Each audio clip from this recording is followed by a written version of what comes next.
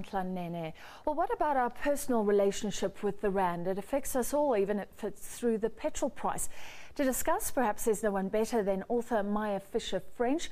We'll also catch up on her recently released book, Maya on Money. Maya joins us from our Cape Town studio. Good evening, Maya. And we often look at the macro movements, interest rates, our economy importing too much, and that of course has huge implications because of the rand. But bring it home, what does it mean for you and me, for ordinary people?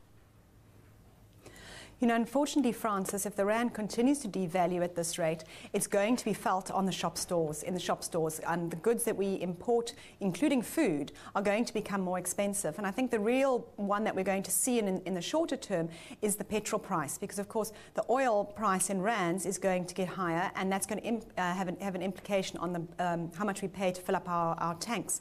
And you know, earlier this year we had that great relief. We've been seeing the petrol price coming down, but I think we could see that reversing very, very quickly. And that's really going to hurt consumers' pockets. So even if you're not travelling abroad, you should expect a possible hole in your budget, because we so quickly get used to interest rates going down, the petrol price going down, and we get comfortable, don't we?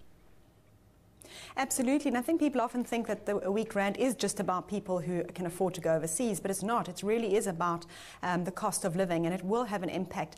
You know, Francis, if you think back to somewhere like 1998, where we had that massive rand shock, and what that did to interest rates, simply because the inflation rate went up so substantially that the Reserve Bank was forced to hike interest rates, and that had a massive effect on our economy. It had an effect on homeowners, it had an effect on people borrowing. So again, this is a short-term drop. We need to see what actually happens and if the rand stabilizes from here. So I wouldn't run off, you know, saying this is a major panic, but certainly continued depreciation in the rand we will start feeling.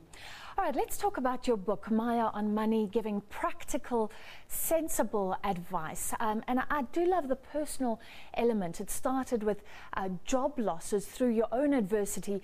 You came up with your story, and I think your passion to help others that comes through as well. Tell me a bit about the backstory. The backstory. So, you know, Francis, I've been writing in newspapers and in columns for about the last 12 years. And a lot of that is an engagement with readers about their financial situations, about the things that are really affecting them on a day-to-day basis. And, you know, people often think that because you're a financial journalist or because you worked in the financial markets, that your finances have always been really, you know, exactly where they need to be, and you've always had this great plan. And I found that we had a massive shift in our finances as a household when in 2004, I had just had a baby, we'd bought a new house, and both my husband and I lost our jobs in the same year. And there isn't really any financial plan that isn't going to be massively derailed by those kind of major life events.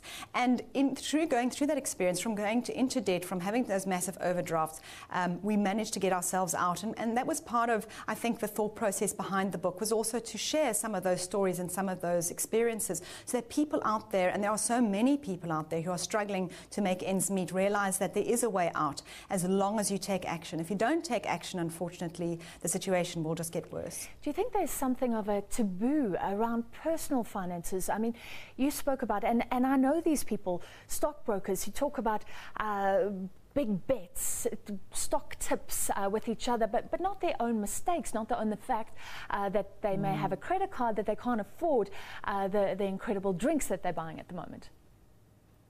Exactly, and I think that was something, you know, when I worked in the stockbroking industry, it was something that I always really bothered me. We would have, you know, we'd have men who would come to us and admit that they hadn't put enough money away for retirement, but they didn't know how to tell their wives. Here they were, they may be trading on the market, exchanging stories about tips and trading tips with friends at the dinner party, but they weren't having that real conversation about what was really going on in their finances. We'd have young people in their 20s trading in the markets, but who had massive credit card debt. So there was always, to me, this disconnect between your daily finances and then this kind of JSE hype that was going on, especially, you must remember, I was in the markets in the late 90s where everything was kind of, markets were going up. This was before the dot-com bubble. And I think really what my book is about helping people with those day basic financial decisions that they have to make. Things like when you buy a car, how do you finance it? If you have a credit, how do you develop a credit record? If you have children, how do you teach them to save? What should be in your will? What does your marriage contract mean to you? So those are the things that, we really, really do deal with on a day-to-day basis. And I don't think that there is always enough information out there. And I don't think South Africans are really informed enough about making sure that they are not making major mistakes in those areas of their lives. Well, I'm going to ask you for some of that sensible advice for free. If people are out there thinking of big ticket items, a car or a house right now, just give me some of the top things that they should think about. I think one of the things that I really pick up, and as I said, this book really is about the conversations with readers over the last 12 years. And one of the things that I pick up a lot is the car debt. So a lot of young people, they start working and they get the salary and they want the fancy car. It's generally a BMW, I have to be honest. And they've got these massive repayments. So maybe 6,000 Rand a month.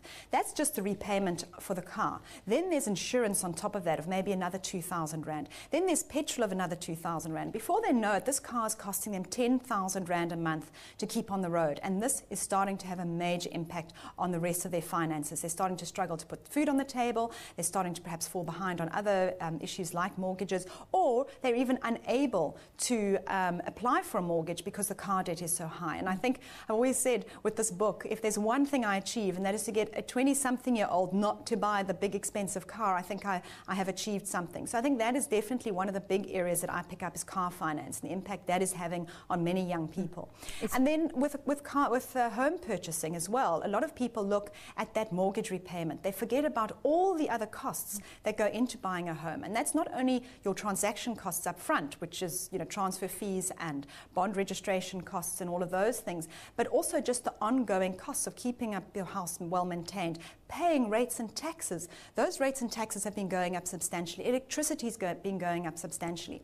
And I'm getting letters from readers now saying it's not the mortgage that's so much of a problem, it's the running costs of the home that are really, really eating into our budgets. I think we underestimate all those costs. What if you're doing okay? There is a saying that you need credit to get credit. You need a history. And I know that when you go through applications for mortgage bonds and things like that. So should you have a credit card if you don't necessarily need it? I think the first thing is that the banks have changed a great deal over the last few years, and much of that's to thank to the National Credit Act. And they now have something called what they call a credit light score, and they will actually look at the way that you transact with them as a client at the bank. So if they can see that you don't have any missed debit orders, they can see that you're not struggling to meet your expenses at the end of every month, because your bank account really is a track record. So, and also what really, really helps is to have a debit order going into a savings account, because first of all, it shows that you can meet monthly repayments and you don't renegade on those. And secondly, it shows that you're able to have the disposable income to actually save, and possibly that means you could take on more expenses like a home. So I wouldn't say that you necessarily have to go and take our credit. What you need to do is to develop a good track record with your bank in terms of the way you manage your finances. And then in terms of an actual credit card, I tell the story, Francis, in the book about me and my biscuit habit. I love biscuits. And I always promise myself when I buy a packet of biscuits that I'm just going to have one a day with my cup of coffee. It never, ever happens. Within 2 days, that biscuit tin is empty. And my waistline is definitely not better off for it. And some people are like that with credit cards. They promise themselves they're only taking the credit card for an emergency, and they won't use it every day. But they just don't have the discipline. And I think if you are that kind of person, if you're the biscuit equivalent, a credit card equivalent of my biscuit story, then I really think a credit card can get you into a huge amount of trouble, and I would just avoid it. I'm the same with biscuits, chocolate, chips, everything. I presume that you're hitting hard on savings, as you always do, but because we're running out of time, just one last question. Somebody told me the other day, a young woman, she said, I'll be okay because my mother taught me to be stingy. And I thought that's quite good. She was saying she didn't want to be in debt, things like that. But what about generosity? Is there room to be very careful and still to be generous and enjoy the things that you love? I really think that is a very important point, because some people think that it's all about just watching every cent and not spending any money, and then they're actually just miserable. And I think we must remember that money is also a facilitation for enjoyment. So we mustn't look at this as something evil and apply some sort of value system to spending money. But what I think it has to be part of a financial plan. And I talk about that a lot in the book, because I have my own story about the cappuccino article that I wrote once, saying, do you know that your daily cappuccino costs you about 6,000 Rand a year? And people said, hey, don't touch my cappuccino, because my cappuccino means a lot to me, and it's very valuable to me, because it's that time out of the office, it's a moment with a friend, and it's something that I value. And I talk about that in the book, and I say, don't make it all about being scrimping and stingy. Make it about the balance in life. What do you value, and are you spending, most critically, are you spending money where you find value, or are you just wasting it? Thank you so much. Great and valuable advice. Maya Fisher-French talking about her book, Maya on Money.